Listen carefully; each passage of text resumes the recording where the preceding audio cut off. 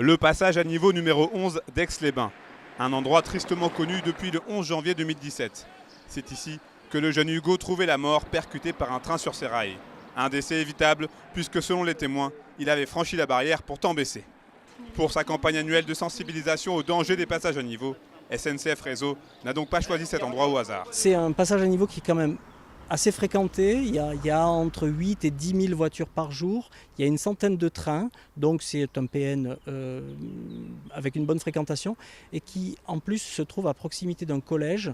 Donc il y a des circulations des flux vélos et piétons à proximité qui posent des problématiques différentes pour lesquelles on essaye de trouver des solutions. Forte de ces 7 passages à niveau sur son territoire, la municipalité d'Aix-les-Bains a décidé de travailler de concert avec la SNCF pour sécuriser ces lieux dits sensibles. C'est vraiment important de pouvoir sensibiliser les usagers, quels qu'ils soient, en complément des travaux que nous avons menés en partenariat avec eux.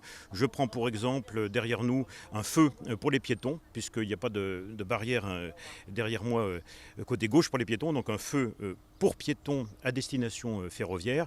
Et puis sur le côté ici, une chicane que nous avons réalisée pour guider les cyclistes et mieux sécuriser leur parcours. Il y a aujourd'hui moins de 15 000 passages à niveau en France, réservés aux véhicules, aux cyclistes et aux piétons.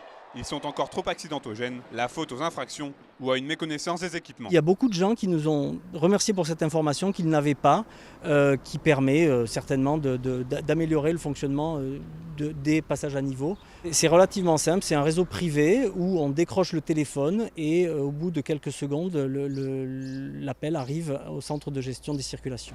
Ce type d'opération a le mérite d'exister, mais son efficacité totale reste encore à prouver. En 2017, en France, 42 personnes ont perdu la vie sur un passage à niveau.